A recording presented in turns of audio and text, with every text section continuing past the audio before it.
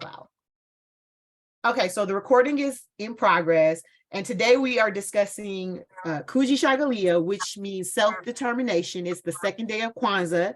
You light the red candle on the second day of Kwanzaa, and so it talks about defining ourselves, naming ourselves, and speaking for ourselves and creating for ourselves. That's the theme of this principle. So my family, I'm here with my cousin Fayola Fears, Alston, excuse me. I'll let that last part out. My aunt Teresa, my mother Sandra, my aunt Sonia, and my cousin Carmen. And we are having a Kwanzaa discussion. We decided to just record the last 10 or 15 minutes to share with you all. And hopefully, my hope is that this will be found by some of our ancestors, you know, a few hundred years from now, maybe even, and they'll be able to hear how, you know, our descendants, excuse me, they'll be able to hear how their ancestors thought and what we valued, etc., around Kwanzaa time. So just to be official, I'm going to say Habari Gani, and then the response is the day of Kwanzaa. So Habari Gani. Kujichagalia. Yeah. Okay. So I already told everybody what we were talking about, and we have a question of what examples of self-determination have you seen in your lifetime on a national and personal level? And the example that I'm giving is like Carter G. Woodson, the creator of, it was initially Black History Month. He didn't like that we were reduced to just, you know, slaves or, you know, industrial or domestic workers. He wanted to show that there was nuance. And so he created a week, which then expanded into a month, is now Black History Month. So to me, that's an example of self-determination. It's like, we're going to change this narrative. So I'm asking you all, you know, what examples of that have you seen, you know, even in news headlines, in history, or just personally in our family, in your own lives, etc. One was that was on my mind because I've been meaning to buy her newest book was Michelle Obama. She's been doing her book tour for her new book, but I think, you know, she wrote her first book and I think it came out, you know, it was maybe 2 years or the year after the Obamas had left the White House. And I just thought that was a really amazing narrative that she gave after, you know, media, pundits, everyone had a lot to say about her, about, you know, President Obama, about their time in the White House. For her to come out and say, no, this is my narrative and this is my story in my own words, I think was really powerful. And I think resonated with a lot of people because I don't think we have a lot of necessarily popular diverse narratives. There are a few narratives that I think Black people, you know, we have a lot of narratives from the enslaved times. We have a lot of narratives about the struggle, about kind of overcoming, but a lot of despair. And so to have a narrative that really talked about, you know, triumph and success and, you know, some challenges along the way, but I think in a different way than I had previously read in like an autobiographical text, I thought was really powerful. And I think we need more of those narratives because everybody deserves to be represented. You know, people come from all different types of backgrounds. Like Aisha was saying, you know, our culture is not a monolith. We're very diverse. And I think I'm interested in seeing, you know, in the future, even more of our perspectives being represented in kind of more popular media where they're accessible to everybody. Right. And I think those stories are being told, you know, they're out there. Like if you go on Amazon, it's just that only certain people kind of get picked to be popular because there are a lot of stories. And I've come across different narratives that, like, you know, if I'm being honest, I'm like, ooh, I don't like this. Like, this is so ignorant. But I have to check myself because I'm like, just because I don't like it doesn't mean the story doesn't deserve to be told. Like there's somebody out there who may resonate with it. There's somebody out there who this is true for them, you know, so I can't be like that. You know, I have to, it's room for everyone, just like you said, Fayola. But I like the idea of, I look at the television and I came from Ed Sullivan, you know, Jackie, what was his name? Jack Benny, to Oprah Winfrey. what a change. First of all, the women came in. She was a woman, and she had her own, I believe it was syndicated by herself, wasn't it? Her whole network, Oprah Winfrey. And you know, to see that kind of passing of time was great. And I saw something that I never will forget when the Black Lives Matter protests were going on. I saw so many white people in the post as protesters along with the black. I never thought I would see that in my life, you know. But I don't know what happened to them of late. It looked like it was a one-time show. But I do like the fact that they did show up, and they saw us as human beings and not as someone to be put down and have no mercy, you know. And so I see some changes like that, and I think the narrative has changed. And you know, and it says to some black child, you can be just like Oprah. You can be just like Michelle Obama. You can be just like some, you know, it used to be the kids want to be more like the entertainers, the Hollywood version. But here you see people, you know, even some of the young children knew who, what was her name? Barbara, the black, was she a senator? Um, Yeah, Barbara. What's the last name? Barbara. Jordan. Jordan, Yeah. yeah. And I said, these kids No. have a lot of things to look for, because it used to be if a black person came on, and I still hear this from some of my friends say, oh, she's too black. Look at her, she's so black. And I say, well, I don't look at her as being black, but look at her position. Who is she? And what is she doing? And then they'll have a different take on it. But I try to implement that when I hear those negative things. I think it would need more of that, because they just get that from the common society. You know, no one taught them that that was, to me, it was self-hate. That's what it was. I said, no, my mother always said, it's good to be black. It's your heritage. He didn't follow. So I said, you won't hear none of this man that, you know. Val was over here yesterday. She said, I said something about she's so beautiful, that she's so black, you know. And Val said that's just pure ignorance. Nobody ever taught him anything. I say, yes, but you hear, you want to erase it, you know, from the pages of history, because it wasn't, you know, it wasn't any of the commercials. Now I look at them, they try to include all races. You see plenty of black people advertising. It's money in it. You know, they want the black dollar. So push that, you know. Well, I think you know, with the respect and the love that we have in our family for Blackness and embracing of that, and I think, you know, we get it from our, you know, like you said, your mother, my grandmother. I too have that natural reaction when I hear someone talk about someone being too black, or, you know, talking about skin complexion and color stratification, and they want to, oh, you know, they want to glorify anything that is you know, European like. The closer you are to that, the prettier you are. My immediate reaction is to just cast them off as being like, you know, ignorant, not the type of black person I want to be around. I have been trying to teach myself to have a little bit more grace and empathy with those people, because they didn't just get there overnight, and they didn't just choose that position.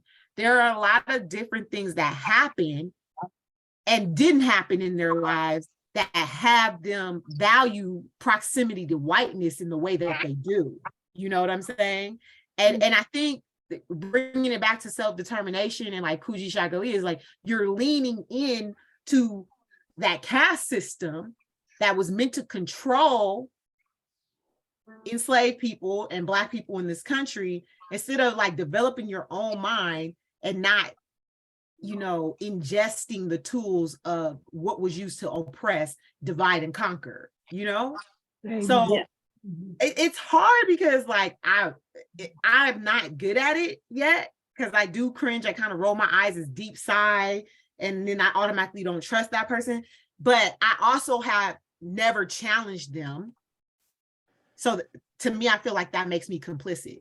Like I should probably say, you know, that sounds really like, why do you tell me more about why you think like that? You know, like maybe to have a better conversation with them to be able to understand why they hold those values or those opinions as well too, right?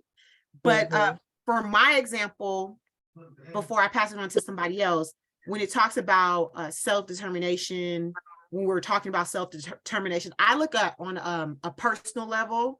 I remember me having my name Aisha and being in spaces where I was usually the only Black student, the only Black kid.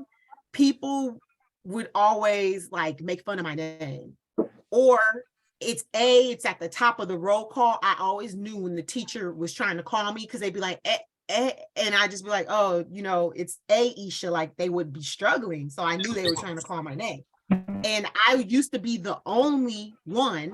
As I got to middle school, I met some Aishas and Aishas, but I used to get told like, that's a ghetto name, it doesn't mean anything. And I actually did believe it. And I think I came home and told my mother, like, they told me my name is a made-up name, those Isha names are made-up names.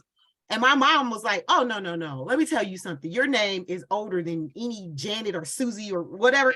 Your name is thousands of years old.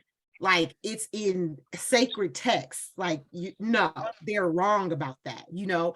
So for Black people choosing to have these, what people call exotic names or made up names, you know, even down to like the Ionas and Leonas and Will Onas, like in the Daughters of the Dust, that Julie Dash movie, they broke it down in a way that I had never thought about. It was like, the guy's name was Lee, and that child was the first child to be born free. Right.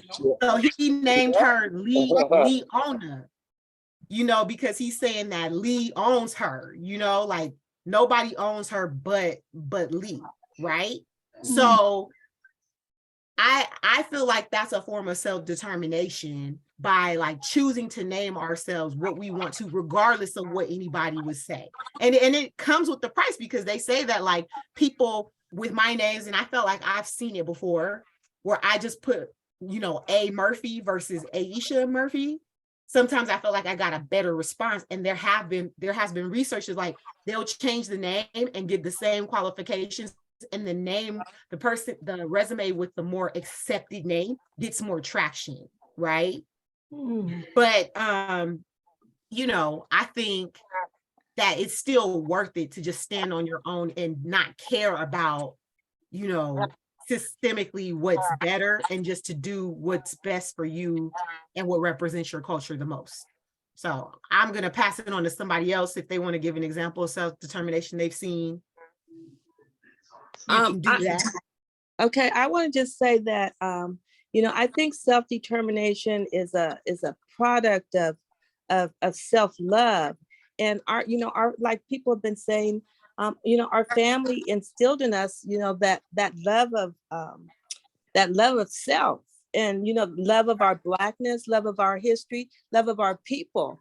And so when, you know, so when I was in school, in high school, you know, I just assumed I would go to college, because that was part of, you know, their teaching that for Black people, the way to get ahead was through education. And so, you know, that was the route I took. And, you know, I knew I was smart and that I should, you know, be able to go where I wanted to go. But, you know, that's not the story of a lot of Black people. And I know, my husband, John Fears, he tells the story, and I've heard stories from many people that said, told them as high school freshmen, sophomore, juniors, and seniors that, no, you're not college material. Their high school counselors told them that, no, you should think of this other, a trade school or something like that. And so some people didn't, when education was for them, they didn't press ahead. They let others determine what their future was to be. And so, I'm always thankful for our family, our ancestors that put us on a good foundation that allowed us to soar, because we knew who we were and weren't ashamed. We didn't let the outsiders make us ashamed of who we were. And so we in a sense followed our own tune, our own leanings. And a large part of that was as Christians, we know that we're God's children. And so we're to be treated a certain way. And so I'm gonna go back and say again that self-love is a large part of self-determination and making positive decisions and being able to soar, really. That's good, Carmen. Thank you. Thank you for sharing that. For Thank sure. Self-love I goes think hand in hand with self-love is self-determination. also confidence. Mama would say, square your shoulders and put your head up high. Walk with power. Have some pride in who you are. And so when you walk like that through the world, people notice you and you become somebody. And you teach that to your children and their children's children. Be proud of yourself, be confident in yourself. And pretty soon you develop some diamonds in the rough. You see, it happens like that because now you have someone hanging back every time they look so depressed. That doesn't work. That formula is no good. Get them to I never saw a more proud child than little JL, Neffer's youngest sister.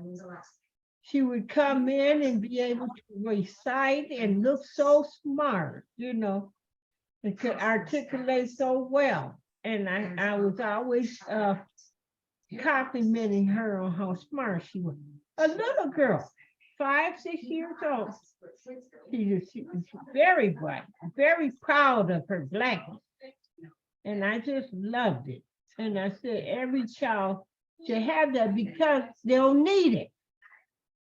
Learn it along this journey called life. And first ones when I was working in the school system, they would want to brand the little black boys. I had to have some conversations about that. No, you're making him into a monster. He just made a mistake. And the little boy had eaten somebody's potato chips. They had 2 bags and they gave him, you're not supposed to exchange lunches. Yeah, all these silly rules. And then said the boy was a thief. Yes, he's a thief. I said, he is not a thief. He's a little boy that was offered something he accepted. Don't brand him.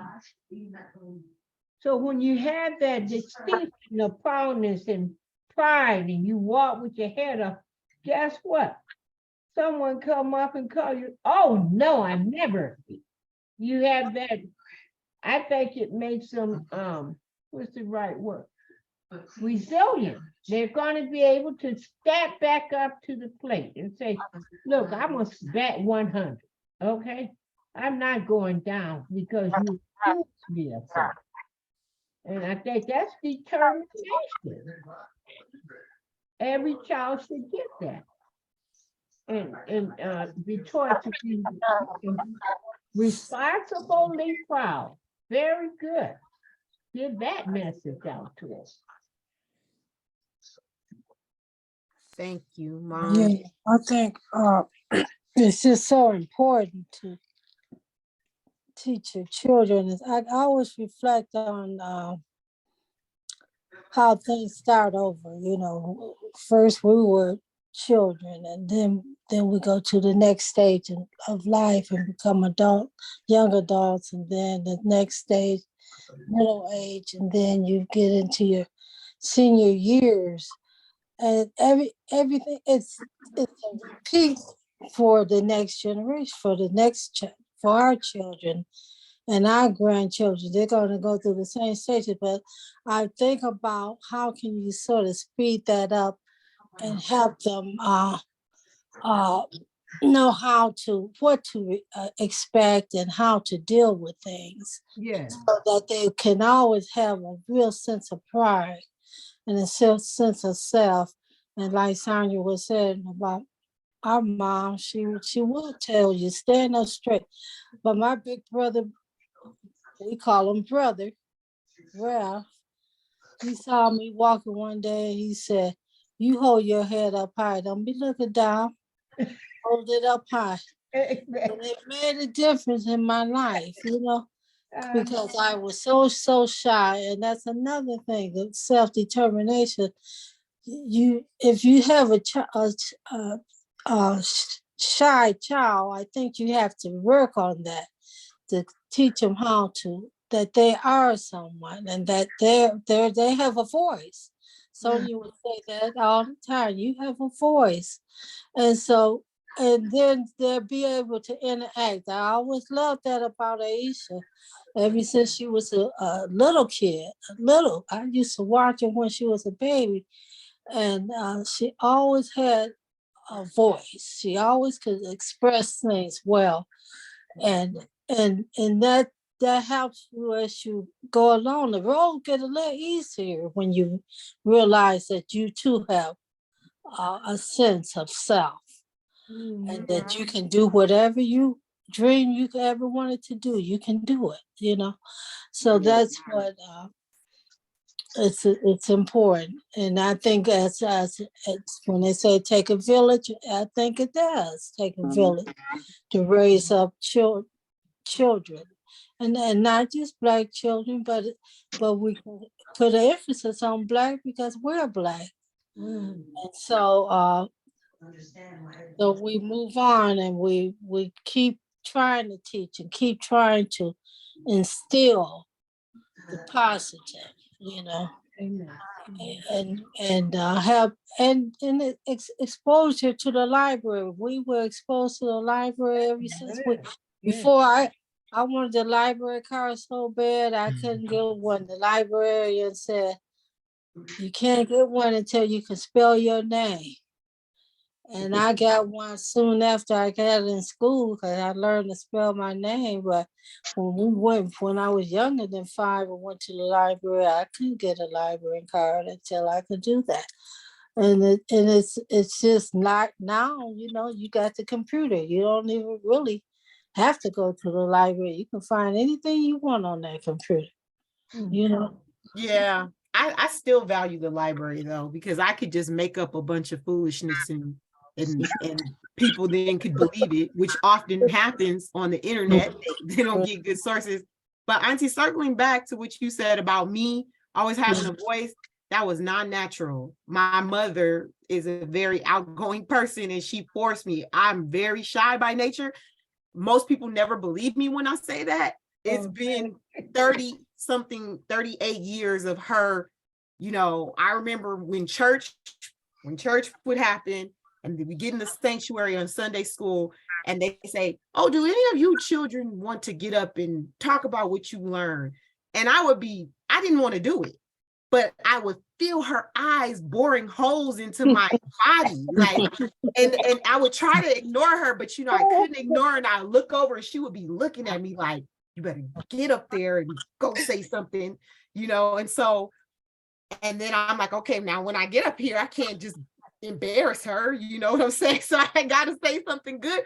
And so, but I have, social anxiety, but like you said, Auntie, it gets better. It does. You learn how to do it. People say, "Oh, you're so good at it." And I'm like, "Oh no," because I feel like people like Oprah probably never had that problem that I have, But my mother was determined. She always told me, you can't be shy, like it's not allowed. She had a thing against that. But did anybody else? I'm Sonia, Fayola, I see David's on here. He's at work. I just like to say that when I was in Detroit, where I was born, after I had finished high school and gone to junior college for a year, I decided that I wanted to come to California. So I wrote Val and asked if I could come and go to school there, and she allowed me to come. And it was a life-changing experience. I had read about the redwood trees and how beautiful California was, and I just had a desire to leave. I thought I would have more opportunities in California. So once I came and went to school, I ended up getting into teaching, and I love my work, and it was a wonderful career I had with teaching, and it gave me an opportunity to be creative and develop those skills and read to people. And a lot of the things I first read to my own kids, a lot of the books. And but what it was a chance to determine the path that I wanted to take. So it's sort of a personal story. And then I later met my husband here in California, and then we had our kids, and we remained here. And so he too was a college graduate from Cal Poly, and we built a wonderful life together. And we had two sons, grown sons now. And but it's just our paths connected, things just work, And so I'm so thankful and grateful for that. And that sometimes you have to look for another path. It's not always the same path others are following. I could have stayed there, but I didn't have that desire. I wanted to go No to regrets. a different place. Yeah. No regrets, no looking back, right? Yeah. Worked out to do it. And I think some of this determination comes from those Valerie and Joan. They were always talking about things of the world, things of science, things that led to higher education. Surrounded with that. We didn't hear a lot of, I don't know what other people heard, but we didn't hear a lot of that. Bobby, and it was nothing to come into our living room and see Bobby and Joan discussing Shakespeare and Valerie calling out lines from Shakespeare. And Vincent to be back there singing some type of opera. He loved the opera. He was singing. We didn't know he just had this operatic voice. And we'd hear Mama talking about the Lord. We were surrounded by good things, good conversation. And you know what? I never did forget it. We never forgot. And so I try to do the same with my children, have some good conversation. Try to determine. And sometimes, we hear them talking about what they wanted to be. So we picked out something too, you see. They were such great influences, is what I'm saying. That determination that we had really came from being exposed to great determination that was demonstrated before our very eyes. And I think that's a part of it. Make sure you're around something in an environment of growth, an environment healthy. You want to create that for the younger ones and continue to push forward. And sometimes we would do it for our friends, family. Mama impressed my girlfriend so much that she used her as a method almost to teach them how to seek higher education. Oh no, Miss Franklin wouldn't like it. She would turn over in the grave and she saw these graves. No, and she used mom. She said, well, son, I had to borrow your mother. I said, you're welcome. you know, and and those kids told me after they got grown, said, we didn't know your mother, but we sure had respect for her. We heard a lot of them. And praise the Lord, whatever you have to use, if you can't have it in your own family, borrow it from us or borrow it from someone else. And Right. sure that they're determined to do better. I just love that your children want to. Who would say a thing? I want my kids never to go past where I went, and that sounds crazy. Right. I heard a lady tell her daughter that. Oh, No, you ain't no better than me. It's never sad commentary. it is indeed. It's sad, but I also like I said, I'm working on empathy. It's very easy to say with all the things that we've been privileged and blessed to have, having that, parents that wanted to sow into us and wanted to see us do better. Imagine the hurt that person is working through, because they're just reflecting and pushing forward probably what was shown to them, right? Right, And right. so it takes it back to like I said, I don't always succeed at this. I'm trying to be a better person. I'm working towards it, but it takes it back to the need to be an example, so that grandmother Leela was an example for someone else. You lead by example. You show them what self-determination, self-love, confidence, hard work, being consistent, looking to God and letting God lead you. You lead by example, so that maybe when you do that, you water their plant a little bit, and they can start to spring up and grow in a way that they never thought that they could before. So, okay, we've been talking for about an hour now. Does anybody want to give some last thoughts, and then I'll stop recording after that? Any last thought? If you want to imagine like you're talking to, I don't know, a great grandchild or something 20 years from now or 30 years from now, do you want to give a short little last piece of advice before we sign off? Well, one thing I would say to, and often I do talk to my great grandchildren about Mama, and I was telling them that she was a great woman. She lived by the Bible. She prayed for us and kept our families in spiritual good connection with God. And I never saw her mistreat anyone. So I think that she wanted better for the generation, her children and her children's children. She wanted better for them.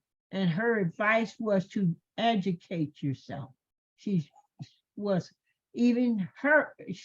back to school and in her late 60s got a degree. Yes. And at 64, I think, wasn't she? 62. She got her degree, and she was determined, even when she was working in Detroit, taking classes. She never stopped trying. So it tells us that it's never too late, and the later, the greater. Come on with something positive. And if you see them struggling, give them a helping hand. Don't let them go down in the sand. Quicksand. Extend. Mama used to say to extend your hand to the man who was down and pull him up. Bring him up. That's our obligation.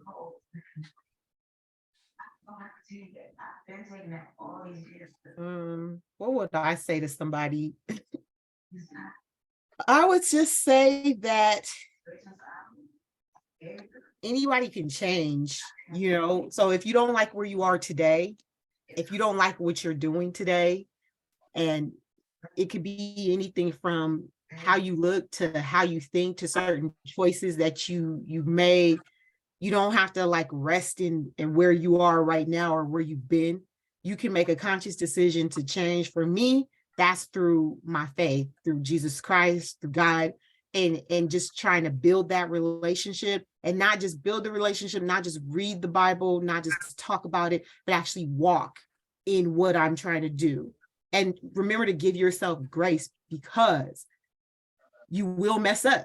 There'll be times where I had a great devotional, great morning, and I get in an argument with my boyfriend, and then the ugly shows up, or I get on the 60 West and someone cuts me off and it gets real ugly in that moment. And then I'm like, oh, we just talked about doing better, and yet here we are again, but you just have to keep trying until things get better, and that requires a certain level of being honest with yourself and not trying to pretty up everything. It's like, oh, well, that person did this and that's why. No, that person did that. You had a response to it. Why did you have that response to it? And no, you're not a horrible person, but let's figure out why you had that response to it, and let's improve the response going forward, So that's, I guess, if I had a descendant listening to this, I would just let them know to give themselves grace, and that change takes time, but you can change if you're consistent and if you put God first in your life. Good.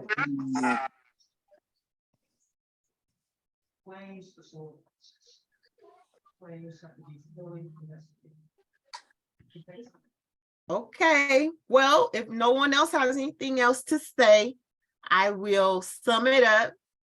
Are all hearts and minds clear? Yeah. Yes.